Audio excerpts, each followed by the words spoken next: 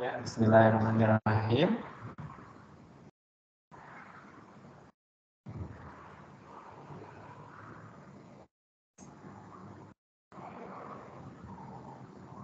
Ya, bismillahirrahmanirrahim. Assalamualaikum warahmatullahi wabarakatuh.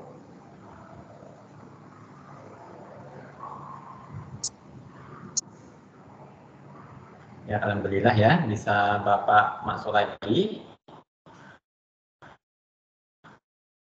untuk melanjutkan materi manajemen komplain dan customer care.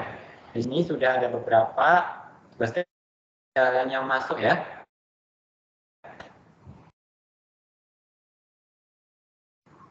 Sudah ada punya Mbak Audriana Maharani. Ini yang pertama masuk. Terus baru ini yang masuk. Yang lain belum masuk. Ya, bisa saya ini ya. Coba Mbak Audriana bisa dijelaskan, coba. Resum dari mata kuliah tadi. Jadi konsep dasar manajemen komplain sampai materi pelayanan kesehatan di Indonesia.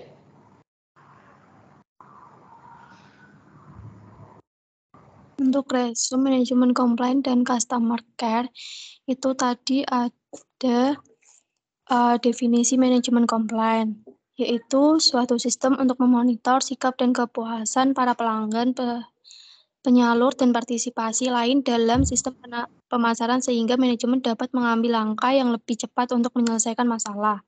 Lalu ada menurut Fandi Ciptono tahun 2000, manajemen komplain yang efektif memiliki karakteristik utama yaitu ada 10.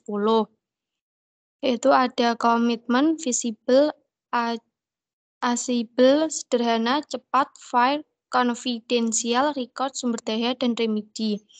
Yaitu ada lagi dasar hukum manajemen komplain. Yaitu ada Undang-Undang Nomor 25 Tahun 2009, Undang-Undang Nomor 37 Tahun 2008 tentang Ombudsman RI. Lalu ada penanganan komplain. Penanganan komplain itu ada mengidentifikasi atau mengenal kebutuhan pasien. Ada lagi definisi customer care. Sebuah layanan bagi pelanggan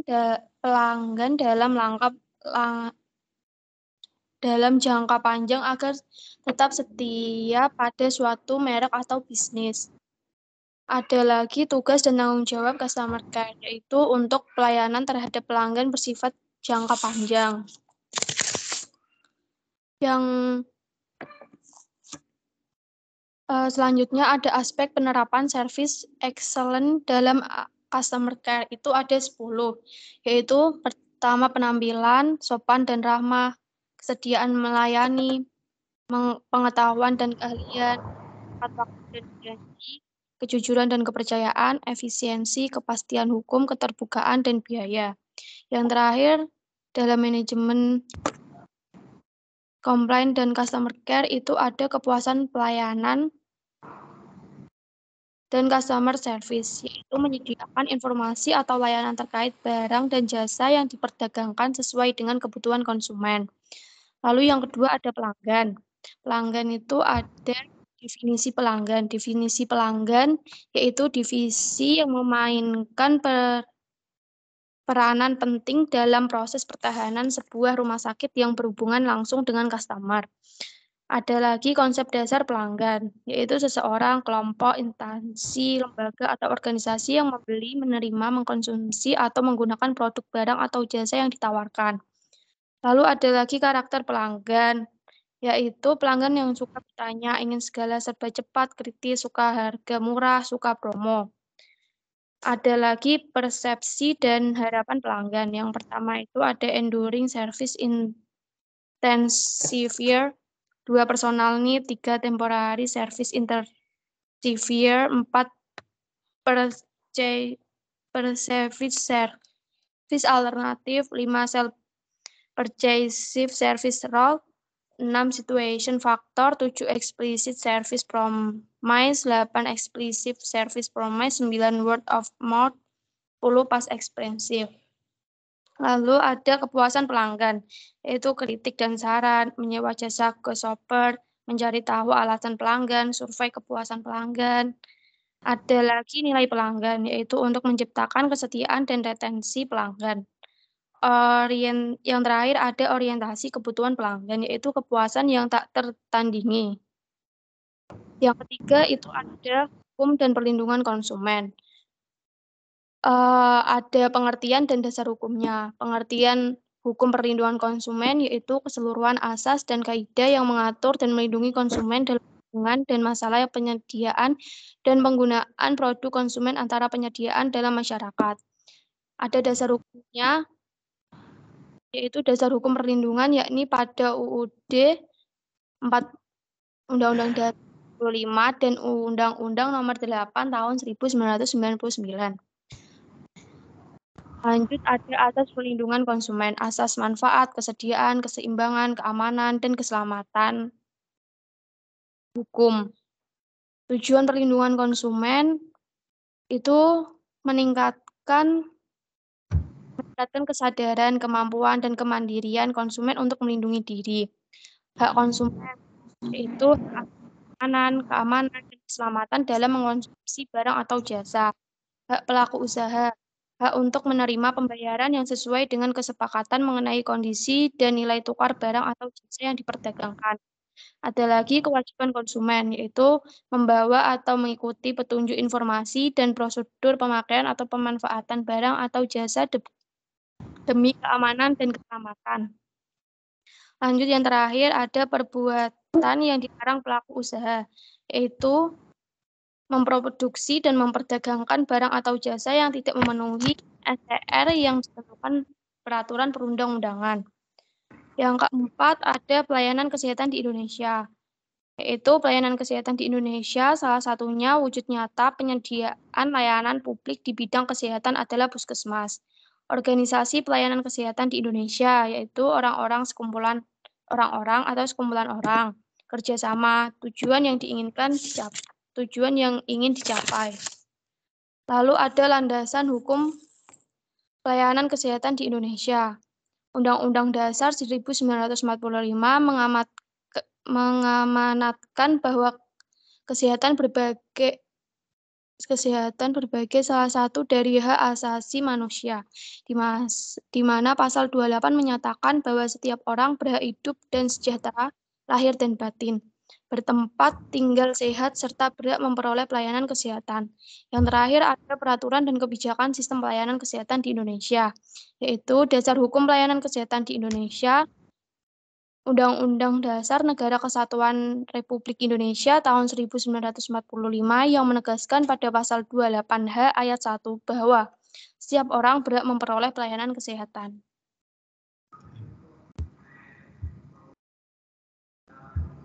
Ya, terima kasih Mbak Udriana ya. Tadi adalah rangkuman dari mata kuliah tadi ya, dari bab 1 sampai bab 4. Dari konsep dasar manajemen komplain dan customer care sampai pelayanan kesehatan di Indonesia. Itu secara garis besarnya.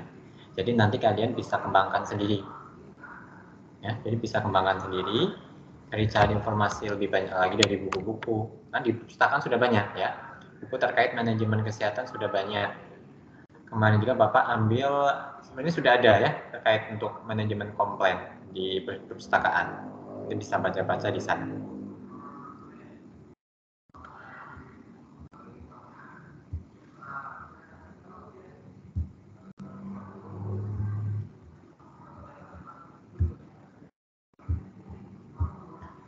Oke, Bapak lanjut lagi untuk slide selanjutnya.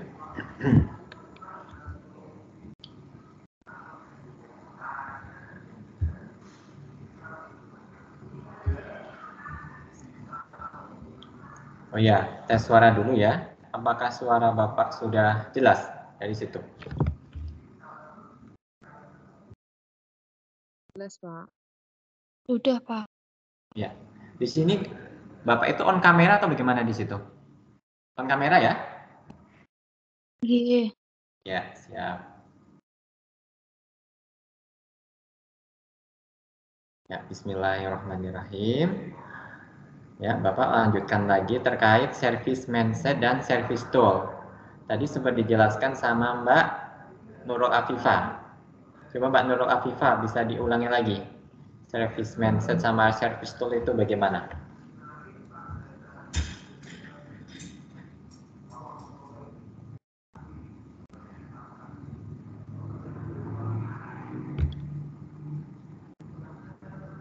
Jadi,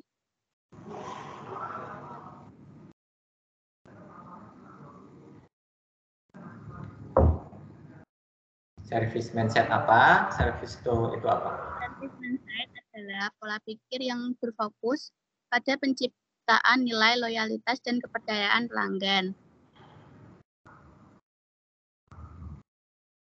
Service tool itu merupakan peralatan spesial yang dibuat untuk membantu menyelesaikan pekerjaan yang berkaitan dengan perbaikan komponen otomotif. Jadi di sini komponen kesehatan ya. Dan jangan kalian berpikir otomotif ini. Otomotif mobil. Itunya kan aspek kesehatan. Ya, mari kita bahas satu-satu. Ya, service mindset. Ya, tadi seperti yang sudah dijelaskan sama Mbak Nurul Afifah, bahwa definisi service mindset adalah sesuatu yang harus dimiliki setiap orang dan bukan hanya menjadi bagian dari pekerjaan seorang sales atau marketing yang menjadi garda terdepan menangani langsung pembeli. Kemudian tujuannya untuk mengetahui bagaimana cara melayani pasien yang sederhana dan menciptakan komunikasi yang baik dan pendengar yang baik. Jadi di sini itu service mindset itu adalah sesuatu kemampuan ya, suatu kemampuan yang harus dimiliki oleh seorang administrator kesehatan dalam edukasi kepada pasien, kepada keluarga pasien, kepada customer ataupun pelanggan, itu harus menggunakan komunikasi yang sederhana, komunikasi yang mudah dipahami. Jangan gunakan komunikasi ataupun istilah-istilah medis, kan banyak yang tidak tahu. Jadi gunakan istilah sederhana, kata-kata yang mudah dipahami, misalnya konsumen gitu.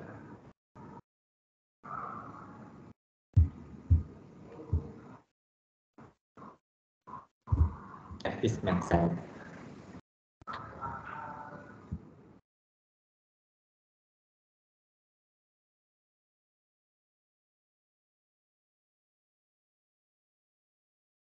Di sini ada cara yang sederhana. Di sini ada yang sederhana, kita perlu menggunakan komunikasi yang sederhana itu untuk membuat kalian terasa lebih nyaman. Lebih nyaman. Caranya bagaimana? Pertama ya, kita perhatikan ya. Perhatikan ketika kita berbicara ke pasien, perhatikan rasa empati kita ke pasien, ke keluarga pasien, ke customer. Di sini pasien akan merasa lebih nyaman ya ketika administrator terus menunjukkan rasa empatinya. Bukan simpati loh ya, empati. Jadi jangan kebalik. Jadi kita sebagai tenaga kesehatan harus menunjukkan sifat empati, rasa empati, bukan simpati. Untuk itu ya, tenaga administrator harus berusaha untuk mengontrol emosi, kemudian lebih interaktif ya, responsif ke pasien. Kemudian cara yang kedua, biar pasien itu terasa nyaman, berusaha mengenal pasien lebih dekat. Ya, mengenal pasien lebih dekat, akrab ya, lebih ke friendly gitu ya. Kemudian berikan lingkungan yang nyaman. Jadi nanti kalau kalian berada di contohnya di bagian ruangan pendaftaran, ya udah ruangannya ditata yang rapi, yang bersih gitu. Terus usahakan kalau antriannya lama, pasiennya banyak, berikan informasi yang secukupnya saja. Jangan satu pasien mentang-mentang dia banyak pertanyaan, kita harus pinternya kita ya. Ya kalau pasien bertanya ini itu, sedangkan antrian di belakangnya banyak. kita jawab secara singkat dan jelas gitu, sama memberikan pengertian ke pasien bahwa banyak pasien yang menunggu di belakang, tapi dengan bahasa yang sopan ya, bahasa yang sopan, lembut, sama friendly, biar pasien tidak tersinggung.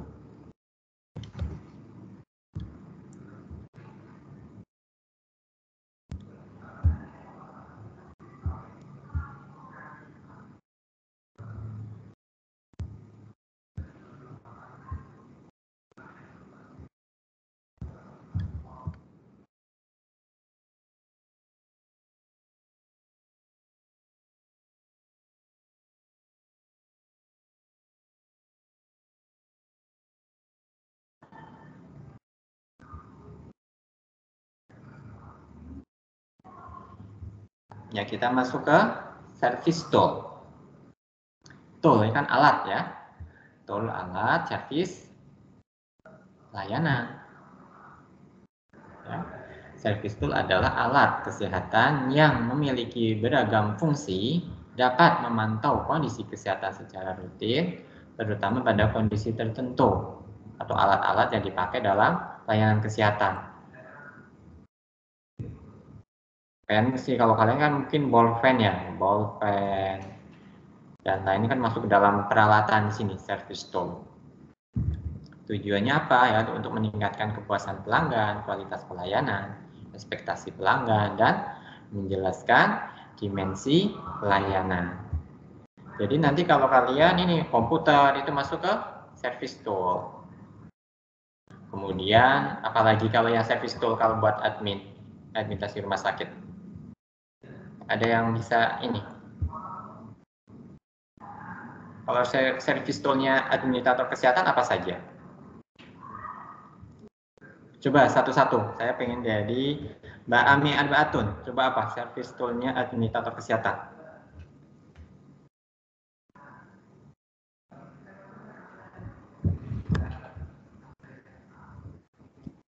SIM-RS. Amex.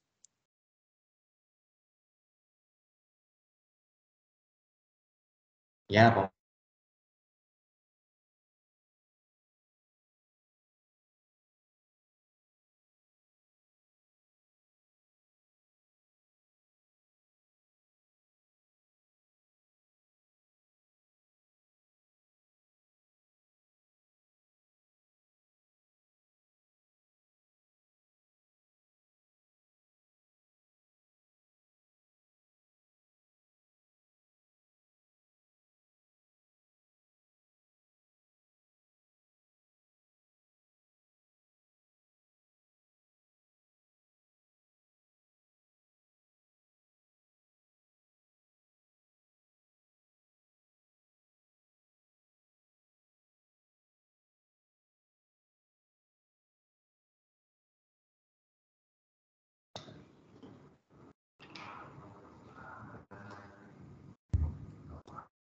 Ya, ada aplikasi dari aplikasi komputer SIM-RS. Terus kalau Mbak Audriana apa? Kalau alatnya orang administrasi kesehatan?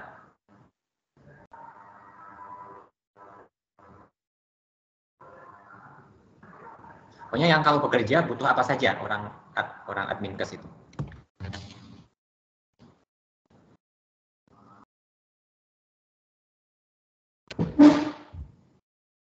Kalian bisa ini, biar tidak bingung. Contohnya admin kan bisa ditaruh di mana saja. Bisa kalau di bagian rekam medis berarti tadi butuh SIM-RS. Kalau nanti ditaruh di pelayanan, contohnya di bagian dirawat inap itu butuh apa? Nanti taruh di bagian customer service butuh apa? Kan beda-beda, ya. Nanti ditaruh di bagian akunting, bagian keuangan rumah sakit butuh apa? Taruh di bagian HRD atau bagian sumber daya manusia nanti butuh apa? Ini beda-beda ya, tergantung penempatannya di mana. Coba kalau di contohnya nanti Mbak mana ini Pak Hilang? Mbak Audriana ditaruh di pelayanan rawat inap butuh apa?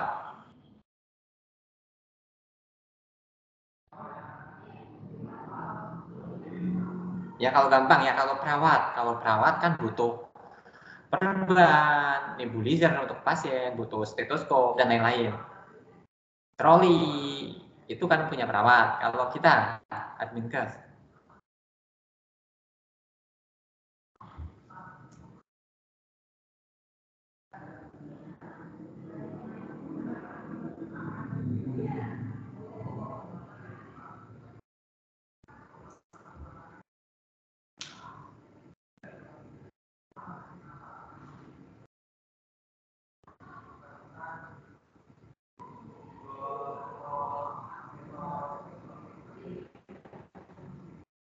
ayo kita lempar dulu, coba ke Mbak Enggar. Mbak Enggar, coba, kita butuh apa kalau di pelayanan rawat inap? Orang adminkes kalau ditaruh di bagian pendaftaran rawat inap.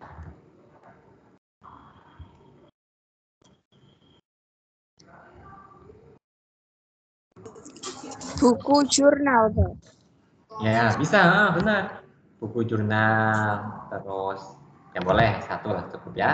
Coba Mbak Seva Yusuf, ditaruh di bagian customer service. Butuh apa itu seorang adminkes?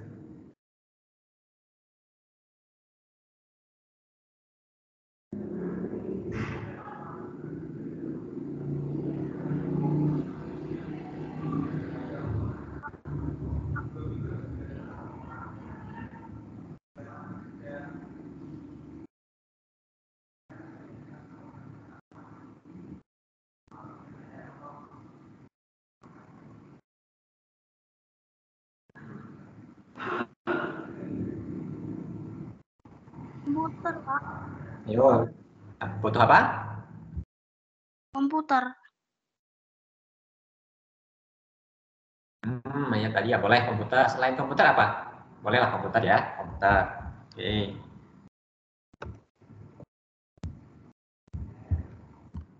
Nah, jadi film.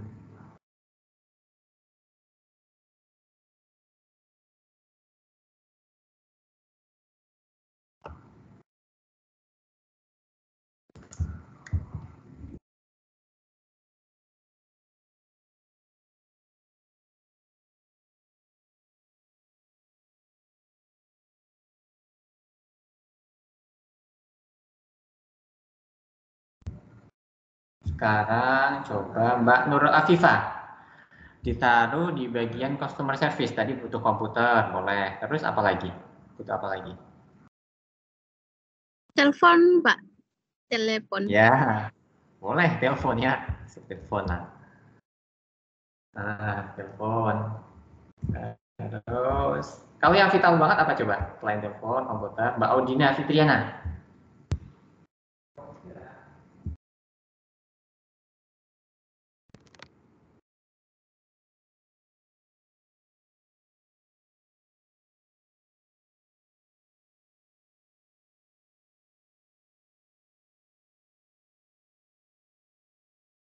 Itu apa? Ya tadi yang belum menjawab siapa saja ya?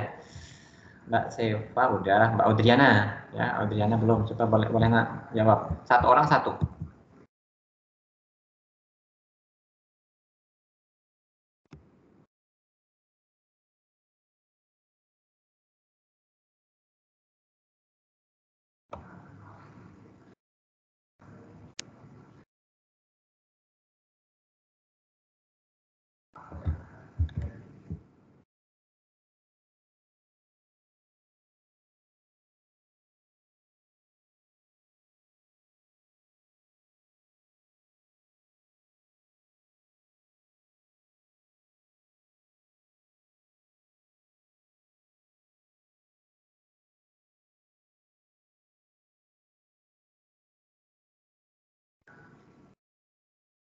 Ayo apa? Ada telepon, komputer, kertas, jurnal.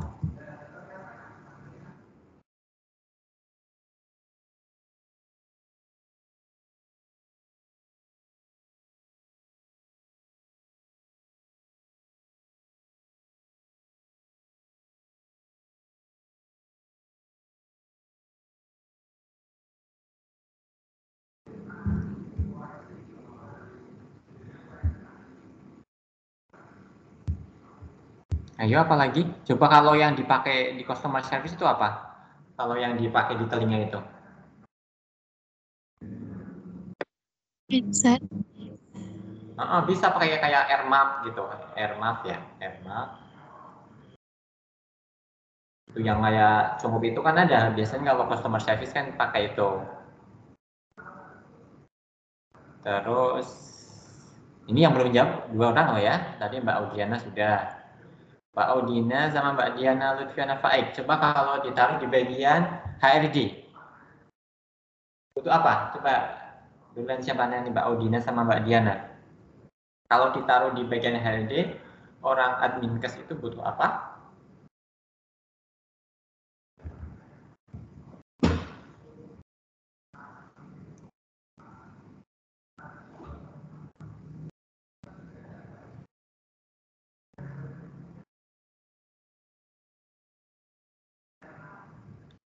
Kalau orang HRD tugasnya ngapain coba? Kemarin kan sempat bahas manajemen SDM.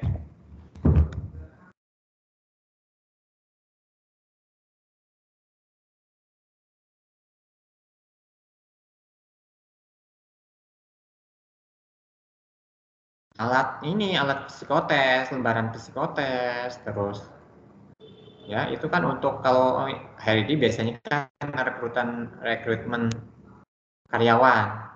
Biasanya nanti interview juga bagian HRD masuk ke situ, lembar interview.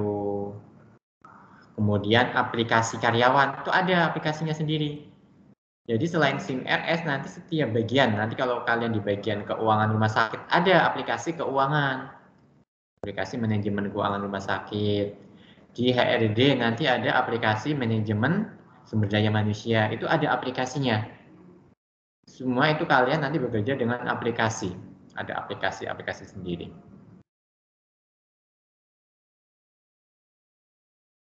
Ya, sampai di sini sudah ini ya, terkait service tool itu apa. Jadi kalau contohnya kalau dokter, perawat, orang-orang medis itu kan ada perban, gunting, pinset medis, sarung tangan medis, termometer, ya, inhaler, nebulizer, kemudian ada alat tes gula darah, tensimeter, itu kan orang-orang medis.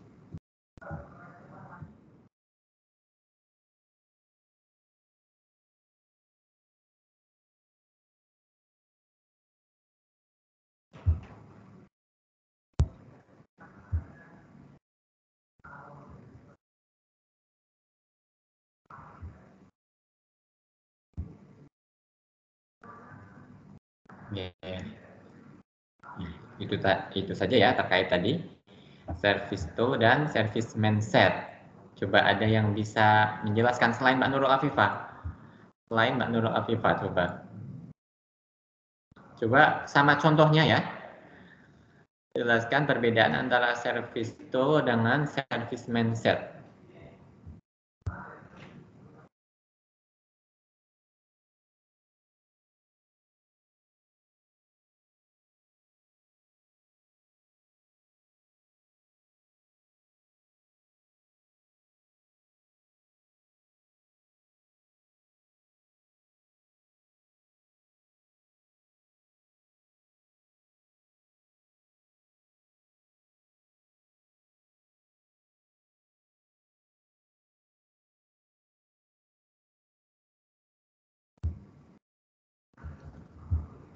Apa coba?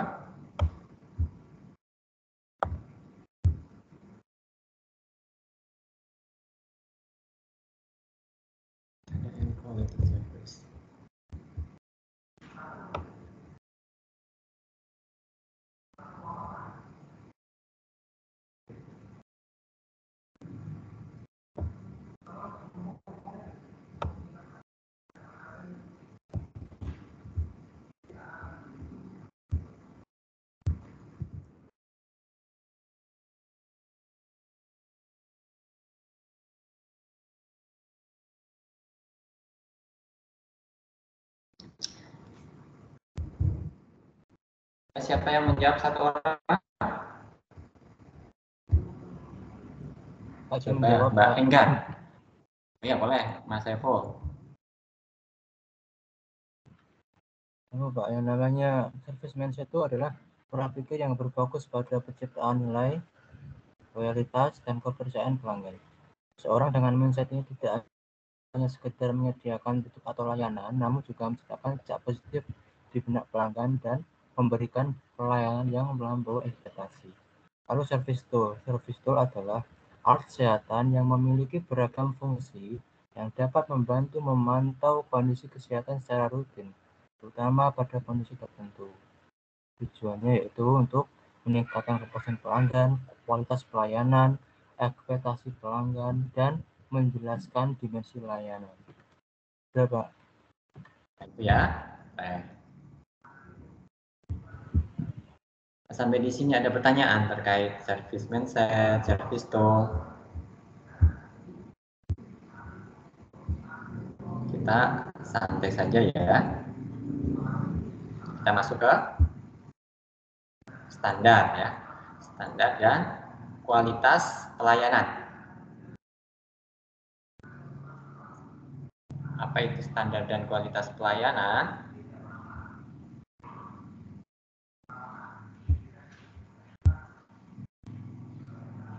Di sini ya, standar pelayanan adalah tolak ukur yang dipergunakan sebagai pedoman penyelenggaraan pelayanan kesehatan supaya berkualitas, cepat, mudah, terjangkau, dan terukur. Tujuannya untuk penentuan standar layanan, penentuan kualitas pelayanan, etika pelayanan, sama kritik yang membangun. Di sini standar pelayanan publik terutama ya, ini menyangkut aspek kehidupan yang sangat luas. Ini dalam pelayanan kesehatan, seorang administrator kesehatan itu memiliki fungsi memberikan berbagai pelayanan publik yang diperlukan oleh masyarakat, mulai dari pelayanan dalam bentuk pengarahan ataupun pelayanan-pelayanan lain dalam rangka memenuhi kebutuhan masyarakat dalam bidang kesehatan dan informasi yang berkaitan langsung dengan kebutuhan pasien. Ini apa kalau informasi lain kebutuhan pasien selain kesehatan?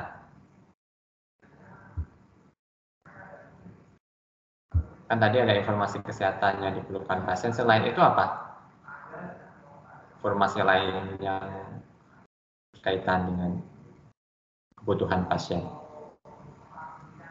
Jadi kalian harus tahu kalau kalian dijadikan customer service atau admin rawat jalan, rawat inap, harus tahu ya kalau rumah sakit itu lokasinya, denahnya, peta rumah sakit harus tahu. Jadi nanti kalau ada pasien yang bertanya, kalian bisa mengarahkan, oh nanti ke sini Pak, ini gitu. Kalian harus pelajari. Kemudian harus paham perawatnya, harus paham dokter-dokternya, dokter yang lagi, contohnya dokter yang lagi praktek siapa saja, kalian harus tahu.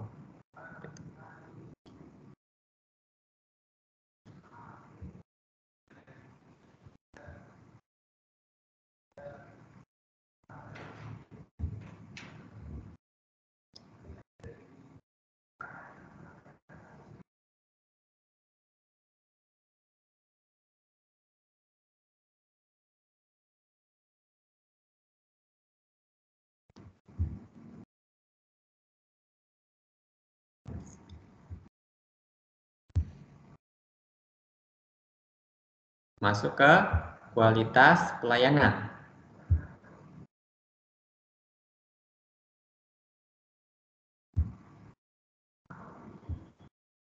Oh ini belum ya, tadi udah standar pelayanan.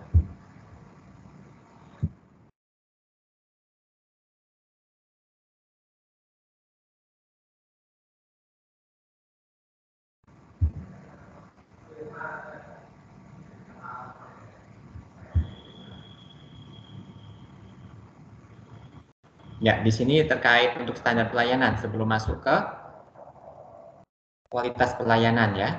Jadi ada beberapa prinsip ya, prinsip yang perlu diperhatikan ketika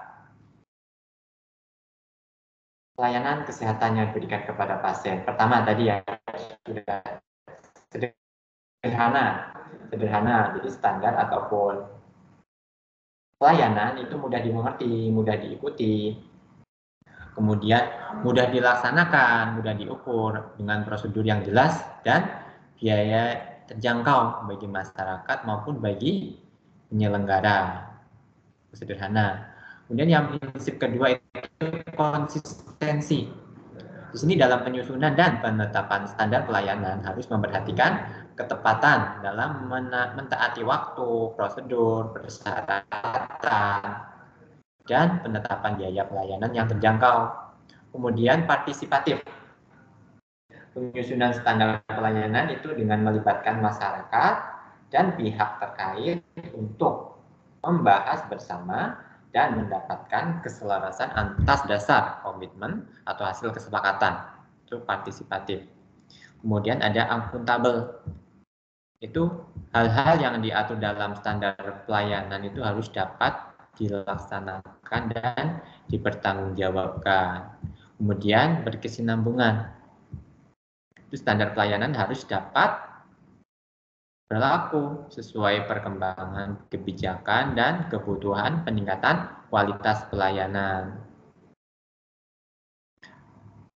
Kemudian ada transparansi, itu harus dapat dengan mudah diakses, ya, gampang dipahami oleh seluruh masyarakat, seluruh pelanggan. Kemudian adil atau berkeadilan, standar pelayanan harus menjamin bahwa pelayanan yang diberikan dapat menjangkau semua masyarakat yang berbeda status, baik itu ekonomi, letak geografis. Ya.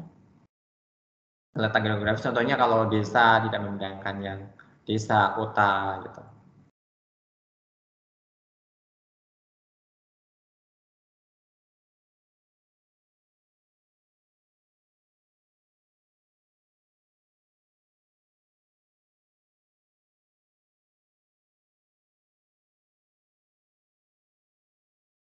Kemudian ada penentuan standar pelayanan. Di sini untuk penentuan standar pelayanan.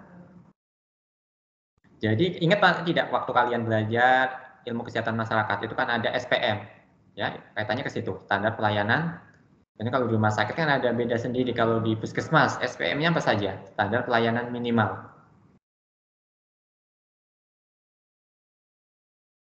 Jadi ke situ ya arahnya ya.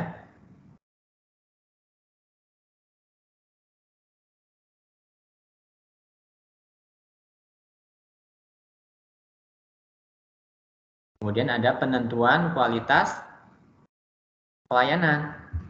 Di sini untuk penentuan kualitas pelayanan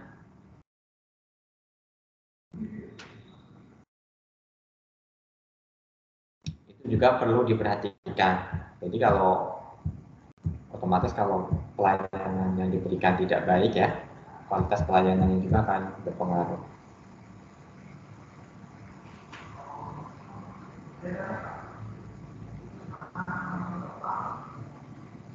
Jadi di sini juga ada beberapa ya strategi yang dipakai, yang perlu dipakai bagi seorang administrator kesehatan.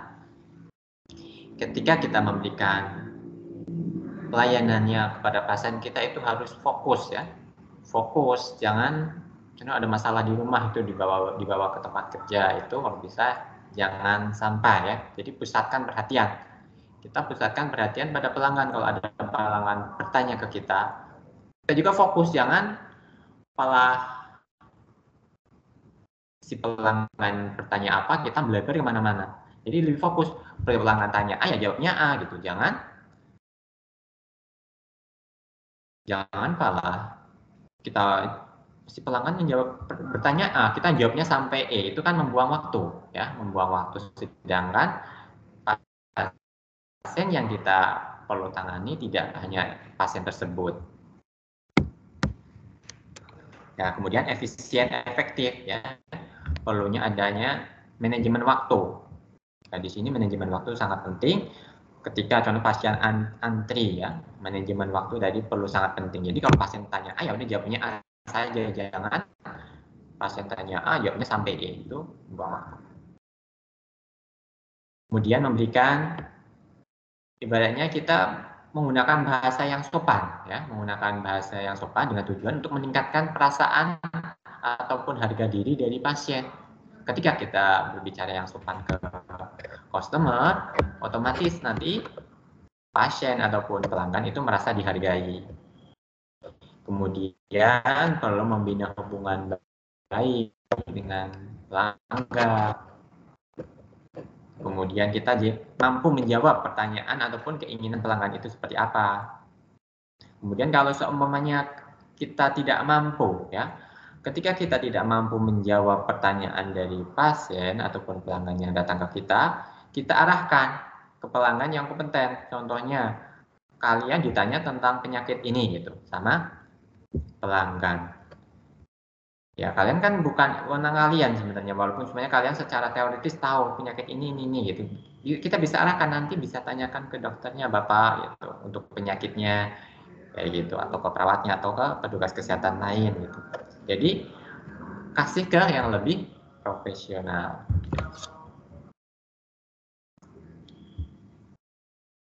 Kemudian masuk ke etika pelayanan.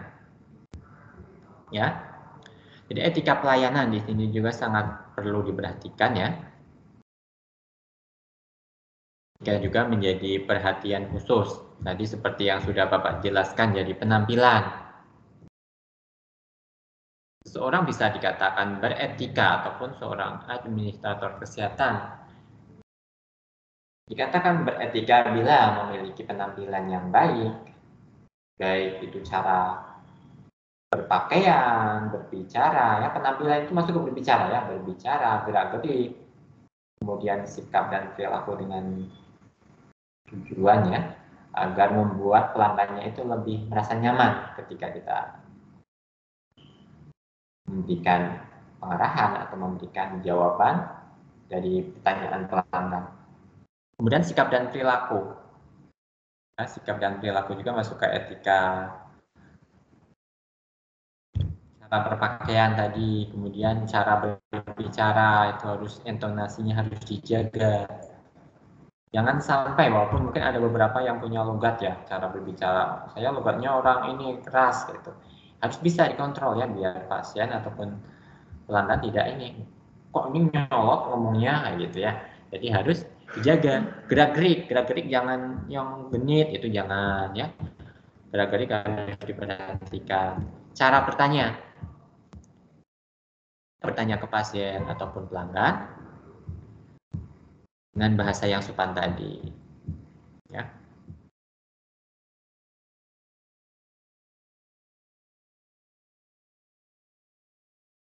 Ini ada kritik, ya, kritik membangun. Ya, saya kira jelas, ya, kalau kritik membangun, ya.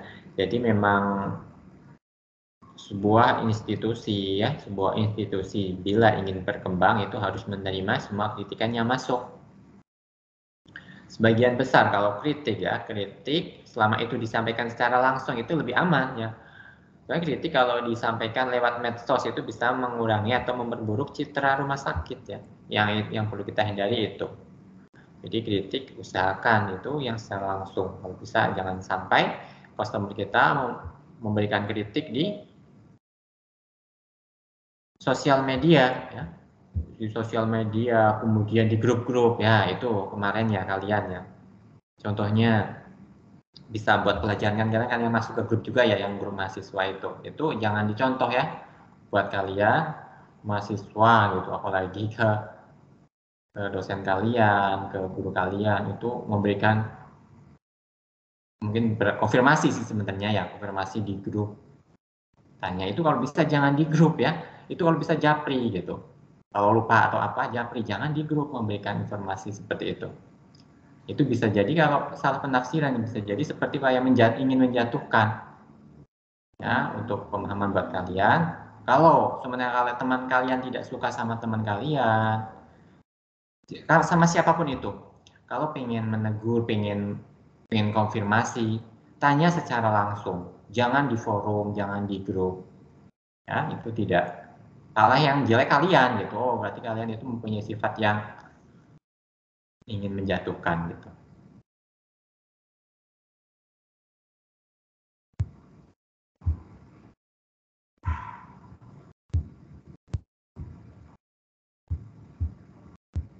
adalah kritik yang membangun.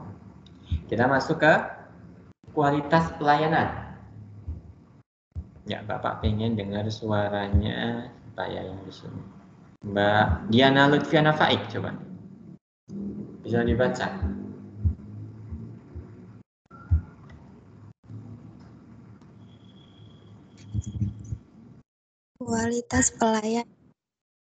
Kualitas pelayanan salah satu kunci yang wajib dimiliki pengusaha, baik yang baru memulai usaha atau yang sudah bertahun-tahun menerjuni dunia bisnis.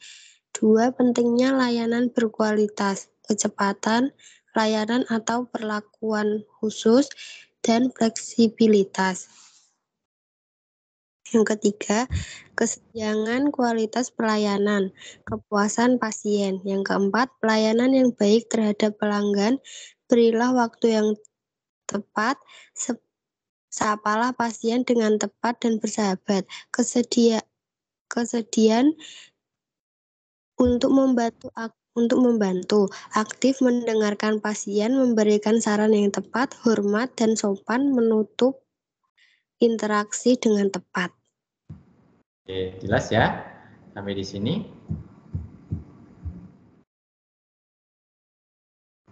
Ya, sebelum masuk ke kuis, ada pertanyaan terkait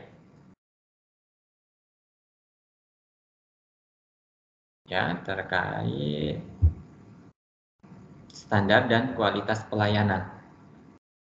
Pak ingin bertanya, Pak. Ya, kaitannya dengan standar dan kualitas pelayanan itu kalau di administrasi di rumah sakit itu ada semacam kayak undang-undangnya nggak Pak? Di perawatan kayaknya kan ada Pak untuk standar SPM-nya untuk keperawatan kan ada Pak. Kalau untuk yang administrasi rumah sakit itu ada atau enggak Pak? Oh ya, biasanya ini untuk standar ya. Jadi standar dan kualitas pelayanan seorang administrator kesehatan tergantung. Kalian kan bisa masuk ke mana saja ya, bisa masuk ke bagian SDM, nanti standarnya beda lagi ya, ke SDM nanti standarnya bagaimana, masuk ke bagian rekam medik, nanti standarnya mengikuti yang ditempatinya. Contohnya nanti masuk ke rekam medik, nanti kalian ikutin standar dan kualitas pelayanan di bagian rekam medik itu seperti apa. Jadi masih mengikuti kalau untuk administrasi kesehatan itu sendiri. Sempat Bapak share di grup ya, ruang lingkup dari administrator kesehatan itu apa saja coba? Mas Steful masih ingat tidak? Karena Bapak share di grup terkait ruang lingkup administrator kesehatan itu apa saja? Grup yang mana itu Pak? Coba yang di grup, Bapak pernah share di grup mahasiswa? Enggak Pak, saya Pak. Coba ada yang ingat coba, Bapak pernah share terkait itu PPT atau apa Pak? dalam bentuk gambar, Bapak kirim itu bentuk gambar. Coba di sini saya masih dalam bentuk gambar Bapak ngirimnya. Saya Bapak screenshot terus Bapak kirim. Jadi biar kalian tuh baca. Kalau seorang administrator kesehatan di rumah sakit itu nanti seperti ini tugasnya gitu, secara umum. Ini Bapak. Jadi ketika waktu kalian belajar dasar-dasar administrasi dan manajemen bagaimana?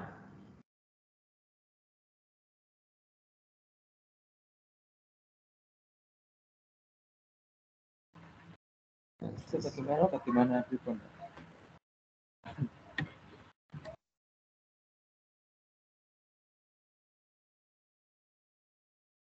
Ya, enggak ada sih, masih kesimpan tidak. Direng Pak kayak Pak. Atau mungkin nggak di grup itu. Saya Bapak buka dulu di apa ya?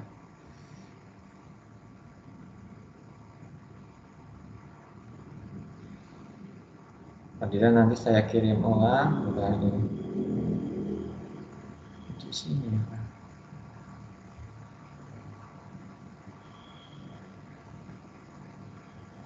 Dalam hal SPM itu ada kaitannya dengan kode etik dalam profesi administrasi rumah sakit apa enggak Pak itu Pak nanti? Bagaimana? Itu Pak, dalam hal SPM di administrasi rumah sakit, itu ada kaitannya enggak sama kode etik profesi Pak? Ya, semuanya pasti ada kaitannya ya. Kenapa diterapkan ya? Kenapa diterapkan standar pelayanan minimal rumah sakit? Itu ada kaitannya pasti ya sama kode etik. Ada kaitannya. Tapi kok tidak ada ya? Ada yang masih nyimpan, coba Bapak pernah share punya di grup.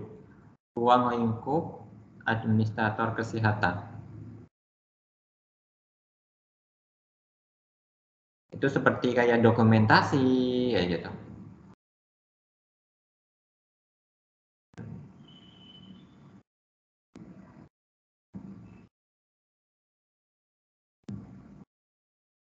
Ada yang save di sini? Ada yang nyimpan?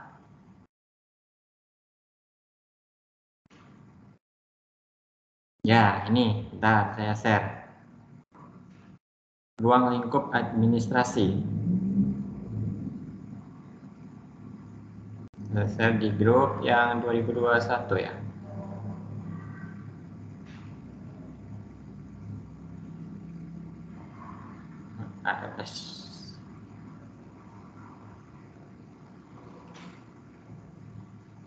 Coba dibacakan, Mas Evo. Di grup sudah saya kirim.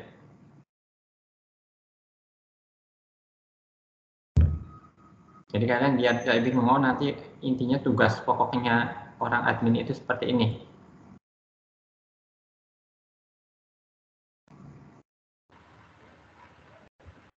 Ruang lingkup administrasi. Tugas pegawai yang bekerja pada bagian administrasi adalah melayani, mengarahkan, dan mengatur semua aktivitas organisasi sehingga dapat mencapai tujuan perusahaan secara tertib dan efektif. Kegiatan ini disebut ruang lingkup administrasi dan meliputi kegiatan pengumpulan di mana karyawan mencari dan mengumpulkan data, informasi yang detail, lalu kemudian menyimpannya agar dapat digunakan di lain waktu atau saat dibutuhkan. Dua, kegiatan pencatatan, yaitu setelah berhasil mengumpulkan data, karyawan mencatat, menyimpannya dengan baik dan mengirimkannya ke bagian lain untuk diproses jika diperlukan. Kegiatan administrasi yaitu karyawan menganalisis data administrasi yang ada guna memperoleh hasil atau kesimpulan dari data tersebut. Kegiatan penyimpanan yaitu karyawan melindungi data tersebut dengan cara menyimpannya pada dokumen atau arsip sehingga suatu saat dapat dengan mudah ditemukan kembali jika ada yang membutuhkan. Terakhir, pengiriman aktivitas yaitu karyawan mengirimkan data atau file dari pemangku kepentingan internal dalam organisasi atau pemangku kepentingan eksternal di luar organisasi ke departemen lain. Ya. Jadi secara umum, itu kalian biar tidak bingung, tugas kalian sebagai seorang administrator kesehatan di rumah sakit itu mengacu sama ruang lingkupnya, ya. Ruang lingkup administrasi secara umum. Di sini ada kegiatan pengumpulan, di mana seorang administrator itu melakukan pencarian data, mengumpulkan data, informasi yang detail, kemudian menyimpannya agar dapat digunakan di lain waktu pada saat dibutuhkan. Nah, contohnya kalau kalian nanti bekerja di ya seperti ini, nanti kan bagian adminnya yang ini, yang rekap. Contoh kalian masuk ke ruang apa gitu. Biasanya kan di sini setiap ruangan itu ada adminnya. Tapi sekarang itu yang pegang itu biasanya perawatnya gitu. Walaupun seharusnya itu yang handle itu orang administrator kesehatan. Nanti pasien masuk, itu sebenarnya yang input ya adminnya gitu. Dia mengumpulkan data-data pasien masuk, pasien pulang. Kemudian kegiatan pencatatan. Tadi pertama kegiatan pengumpulan, kedua kegiatan pencatatan. Setelah berhasil mengumpulkan data, karyawan administrasi itu mencatat, menyimpan dengan baik, dan mengirimkan ke bagian lain untuk diproses jika diperlukan. Ini jelas ya. Jadi pencatatan nanti makanya kalian prakteknya nanti untuk kan kalian sudah mulai praktek nanti semester 3 ya. Manajemen pelayanan kesehatan nanti sama Bapak itu banyak untuk kayak membuat laporan-laporan gitu. Atau dasarnya ini ya. Kemarin nanti kan kalian memang banyak membuat laporan-laporan gitu. Membiasakan kalian untuk mencatat, harus suka mencatat, namanya admin itu harus suka mencatat. Kemudian kegiatan administrasi itu sendiri yang ketiga, yaitu karyawan administrasi itu menganalisis data administrasi yang ada guna memperoleh hasil atau kesimpulan dari data tersebut. Ya, dianalisis. Bedanya kalian sama rekam medis ya, bedanya emang beda ya. Kalau rekam medis kan emang mereka langsung tindakan coding per codingan. Kalau kalian itu nanti ke analisisnya, analisis rekam medis. Tapi kalian kalau bisa dituntut nanti bisa lah ya. Nanti di prakteknya, praktek ketika masuk ke lapangan, insya Allah kan masuk ke bagian rekam medis juga. Jadi nanti kalian di situ tahu kalau rekam medis itu seperti apa, nanti langsung terjun di lapangan. Kemudian kegiatan penyimpanan, yaitu administrator ya. Administrator kesehatan melindungi data-data tersebut dengan cara menyimpannya pada dokumen atau arsip sehingga suatu saat dapat dengan mudah ditemukan kembali jika ada yang membutuhkan. Nah, ini mirip nanti kalau berkas rekam medis kan ditaruh di brankas. Itu nanti dari orang administrator kesehatan itu mau dibentuk seperti apa gitu, kerjasama dengan orang rekam medis. Kemudian pengiriman aktivitas. Administrator kesehatan mengirimkan data atau file dari pemangku kepentingan internal dalam organisasi atau pemangku kepentingan eksternal di luar organisasi ke departemen lainnya. Apalagi ini yang sebagai nanti sekretaris direksi. Nah, nanti kalau kalian ada yang jadi wakil direktur rumah sakit, ya di sini ya. Ini kalau udah wakil direktur, udah ada yang di bawahnya lagi ya, ada asistennya lagi. Kalau sekretaris, ya biasanya nanti pengiriman berkas-berkas gitu. Setelah dapat tanda tangan dari direktur atau manajer baru dikirimkan. Itu ya, jadi secara umum kalau administrator kesehatan adalah kegiatan pengumpulan, pencatatan, administrasi yang di dalamnya ada menganalisis, kemudian penyimpanan sama pengiriman berkas-berkas ataupun file.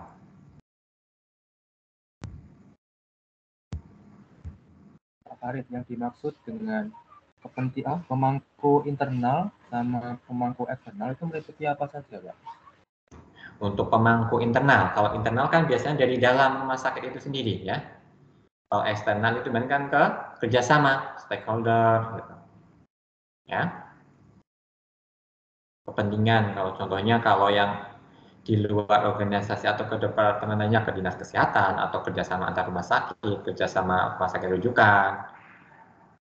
Kalau kepentingan internal yaitu pengembangan rumah sakit mau ditambah klinik apa, ada penambahan peralatan-peralatan medis, ada penambahan dokter spesialis, penambahan tenaga kesehatan ataupun lainnya, ya. Kemudian nanti kalau seumpamanya ada kalian ditaruh di bagian HRD ya, lowongan-lowongan pekerjaan yang kemungkinan nanti kalian yang buat juga. Contohnya kualifikasi yang dibutuhkan, lowongan nanti yang buat ya orang-orang administrasi. Hanya Bapak juga kan hukum sama ya? Kan ini kita buat kalian ini ya, kalian leaflet itu untuk pelatih kalian ya. Jadi nanti kalian juga harus membiasakan untuk seperti itu. Itu untuk makanya Bapak tuh pengen kalau bisa kalian nanti ya ada untuk pendamping kelulusan kalian punya sertifikat pelatihan komputer ya. Bapak pengen nanti kalian di luar itu selain perkuliahan punya keahlian komputer. Dan kalian memang kerjanya nanti yang ada komputer gitu.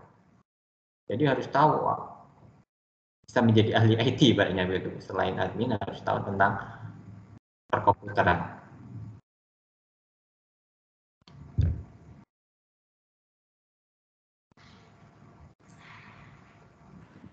Yang jenengan share di grup ini tuh sumbernya tuh buku, jurnal atau apa, Pak? Bagaimana? Yang ruang lingkup ini, Pak. Itu tuh coba kalau seperti pertanyaan seperti itu usahakan ini banyak baca buku kan. Mas Arul pernah ke Bapak, Pak punya ada buku ini tidak dibaca di perpustakaan, jadi tidak bertanya seperti itu. Pasti kayak kita berdasarkan kalau ngomong harus ada sumbernya, pakai buku. Contohnya kalau Bapak bicara ini berarti ambil dari buku terkait manajemen komplain ataupun buku-buku dasar-dasar administrasi dan manajemen gitu. Ya maksud saya kan Pak, biasanya kan ada di undang-undang gitu loh Pak. Yang kali kalau di perawatnya ada undang-undangnya gitu, maksudnya kayak gitu.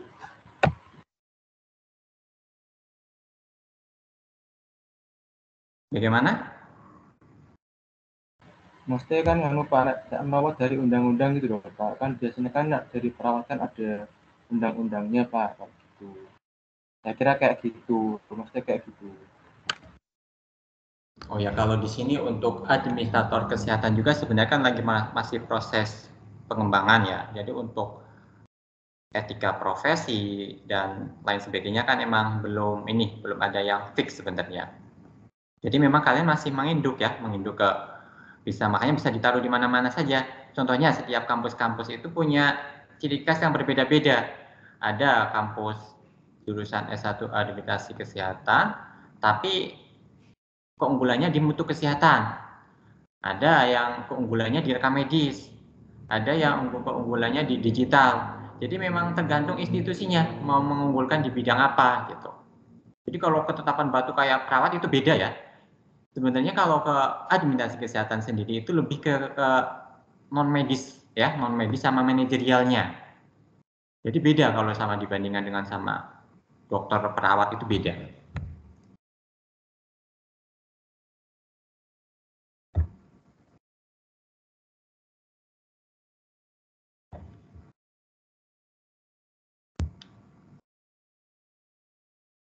Oke, kita masuk ke ada yang bisa menjawab terkait kualitas pelayanan.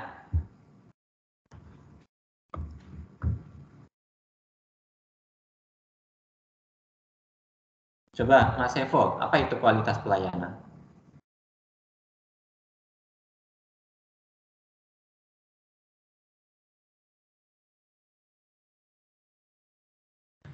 Baik Pak, izin menjawab Pak. Yang namanya kualitas pelayanan adalah salah satu kunci yang wajib dimiliki oleh pengusaha, baik yang baru memulai usaha atau yang sudah bertahun-tahun menerjuni dunia bisnis. Pentingnya layanan berkualitas itu kecepatan layanan atau perlakuan khusus dan fleksibilitas. Yang ketiga, kesenjangan kualitas pelayanan untuk kepuasan pasien. Pelayanan yang baik terhadap pelanggan itu seperti memberi waktu yang tepat, menyapa pasien dengan tepat dan bersahabat, bersedia untuk membantu, aktif mendengarkan pasien, memberikan saran yang tepat, hormat dan sopan, menutup interaksi dengan tepat. Ini kayak berarti kita memberikan semacam effort lebih untuk menghargai pasien supaya mereka itu merasa puas dengan pelayanan yang kita berikan, Pak. Intinya kayak gitu. Terima kasih. Ya, saya. Ya, sampai di sini ada pertanyaan lain. Jadi kalian jangan bingung ya, nanti saya itu jadi apa lulusannya gitu. Jelas ya, sebenarnya kalau administrasi kesehatan itu malah lebih luas dan lulusannya juga masih jarang dibanding sama jurusan yang lain.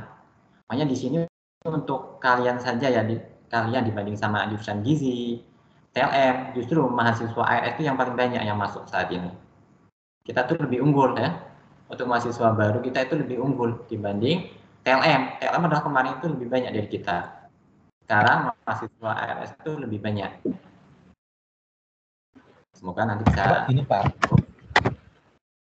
Cuma gini Pak Farid. Misalkan gini kan Pak. Kalian ya. Halo. Ya. Misalkan begini Pak Farid, ya benar Pak, dalam arti kita kan kita memiliki semacam peluang lebih besar dan lebih luas dibandingkan yang lain.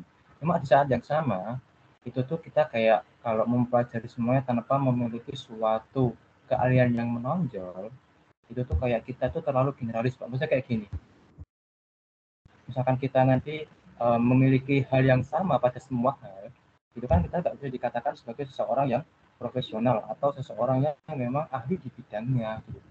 Jadi memang berarti kita perlu tahu nanti tepatnya kita tuh harus jadi apa, nanti kita bisa fokus dalam hal apa. Yang saya maksudkan itu kayak gitu.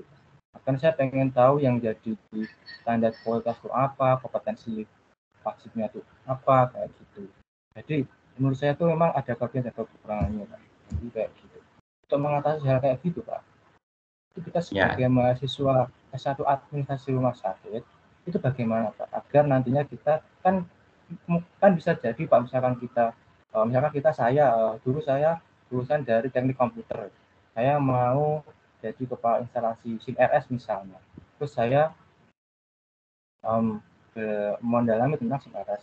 Akan tetapi nanti di dalam hal di perusahaan yang saya lamar itu kan yang dibutuhkan ternyata adalah tenaga HRD misalkan. Ternyata saya dalam hal HRD itu masih standar saja, nggak ada bedanya dengan mahasiswa lulusan yang lain. Jadi kan nggak memiliki semacam nilai lebih, Pak. Karena tidak memiliki nilai lebih itu kan juga berarti membuat daya bargaining power kita kan juga nggak tinggi-tinggi amat gitu loh, Pak. Jadi yang saya maksudkan tuh memang benar saya mengakui bahwa di ARS itu memiliki bidang karir yang luas. Tapi di saat yang sama itu ada kemungkinan kita menjadi seseorang yang generalis di mana kita memiliki kemampuan yang sama di semua hal. Tidak memiliki suatu hal yang semacam profesional di mana kayak gitu, Pak. Untuk mengatasi hal itu kayak gimana, Pak? Terima kasih, Pak. Ya, sebenarnya ya tadi dari pertanyaan dari Mas Anwar itu sudah saya jawab tadi. Jadi kalian nanti saya harapkan tuh punya ya, walaupun di kita itu kan memang terbatas ya untuk yang komputerisasi ya, mereka kan belajar aplikasi komputer, jadi ada prakteknya juga kalian. Tapi menurut Bapak itu masih terbatas ya. Jadi nanti kalian itu untuk menaikkan branding kalian ya, terkait selain keahlian kalian dalam bidang manajerial rumah sakit atau manajerial pelayanan kesehatan, kalian juga bisa ahli di bidang aplikasi komputer ya, ataupun rencana sih nanti kalian saya brandingnya di e-hospital ya, elektronik hospital. Jadi ahli dalam bidang rumah sakitan digital gitu. Jadi nanti biar, soalnya memang kita kan untuk rumah sakit sendiri ya, masih menggunakan ya, ataupun hampir semua rumah sakit sekarang itu setiap lini ataupun setiap unit itu menggunakan teknologi komputer. Jadi di sini makanya nanti kalian kan ada praktek di lapangan. Jadi nanti kan kalian lebih tahu, oh nanti ternyata tugas seorang administrasi rumah sakit itu seperti ini. Ya nanti kalian lebih tahu saat di lapangannya. Kalian kalau untuk hanya memperhatikan ataupun hanya mengandalkan dari bangku kuliah itu tidak mungkin bisa ya. Soalnya memang pengalaman itu didapat nanti setelah bekerja. Dan kalian bisa menjadi seorang ahli itu kalian kalau sudah bekerja di satu bidang tertentu gitu.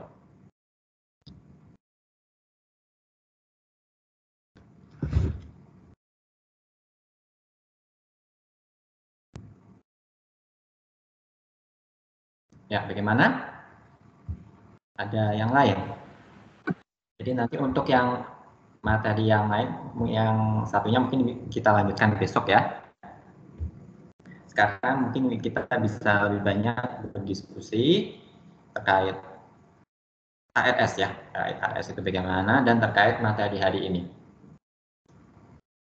Boleh kalau yang ini, kalau ngasih masukan, ngasih apa gitu, mungkin pasti Bapak ini ya, pasti Bapak tampung ya nanti untuk kebaikan buat kalian juga.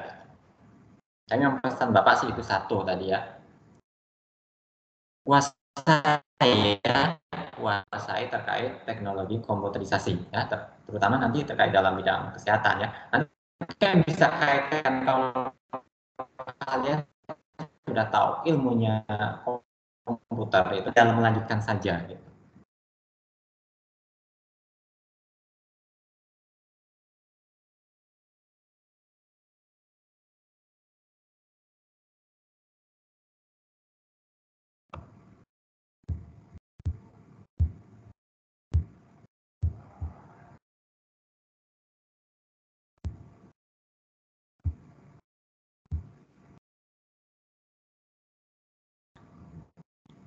Oke, ada lagi?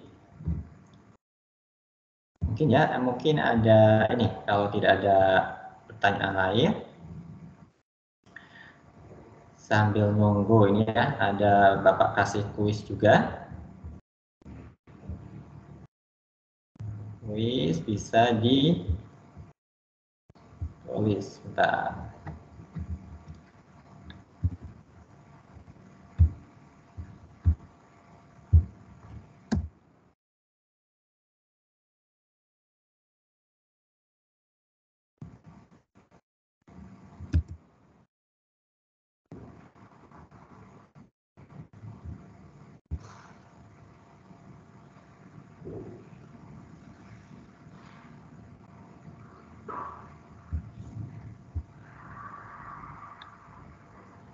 Ya, bisa ditulis.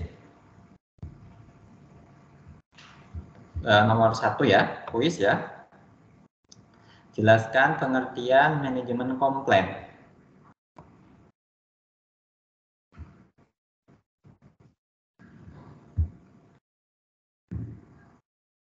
Oke, nomor 1. Untuk soal nomor 2.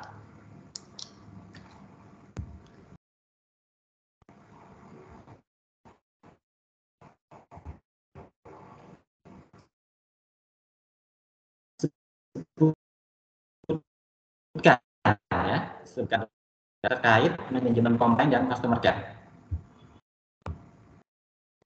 Apa Pak? Tolong diulangi Pak. Dasar hukum ya, dasar hukum terkait manajemen komplain dan customer care.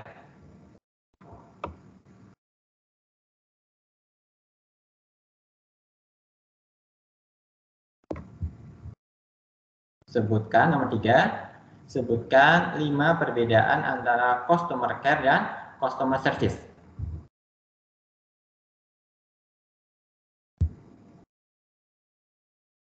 Tiga ya, mungkin Bapak soal 5 aja. Bisa diulangi, Pak. Yang nomor 3, sebutkan 3 perbedaan antara customer service dan customer care.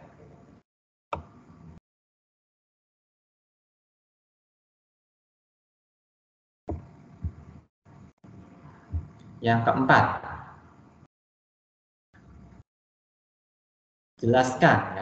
jelaskan 10 faktor yang memengaruhi tingkat harapan pelanggan.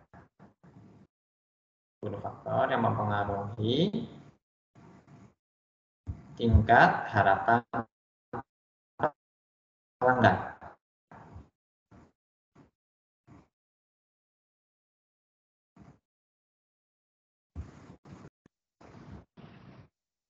Ini sudah keempat ya, terakhir. Pak, nomor 4 tadi apa Pak? Tadi saya keluar bentar Pak. Yang keberapa? 4 Pak, 4. Ya. Jelaskan 10 faktor yang mempengaruhi tingkat harapan konsumen atau pelanggan.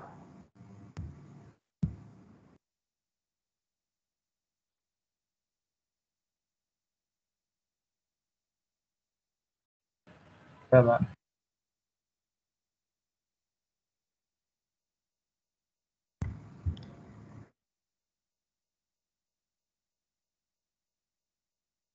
Nomor 5. Jelaskan perbedaan antara customer service tool sama service mindset.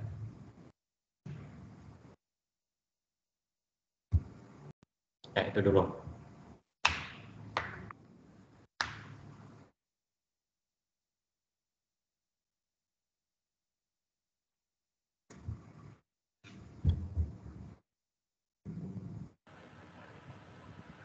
Email dikirim lewat email atau bagaimana Pak? Bagaimana? Ini 5 soal ini tadi dikirim lewat email atau bagaimana Pak? Ya, seperti biasa, kirim ke lewat email.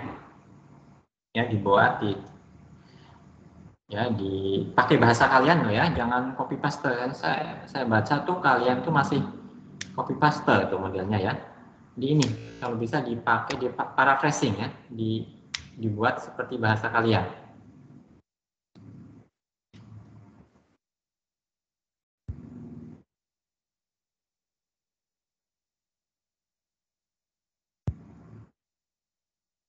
Ya, monggo bisa dikerjakan nanti deadline sampai 14.50 ya, 14.40 sampai akhir sesi.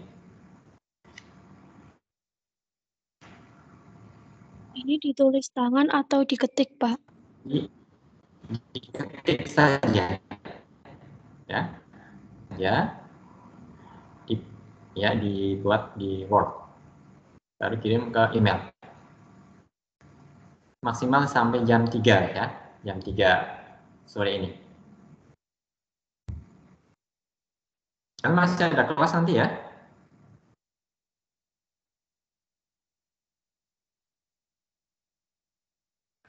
Nanti ada sistem perencanaan, Pak. Ya. Nanti ada jamnya Pak Imam. Oh ya Pak, ini siapa sih? Ya, bisa dikerjakan ya. Deadline sampai jam 3, bukan ini.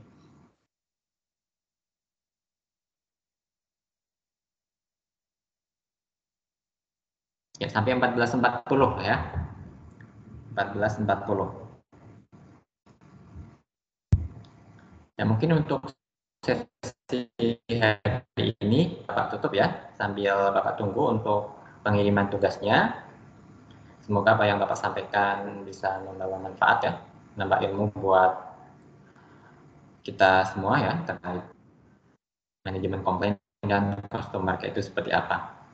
Kurang lebihnya mohon maaf. Wassalamualaikum warahmatullahi wabarakatuh. Waalaikumsalam. Assalamualaikum warahmatullahi wabarakatuh.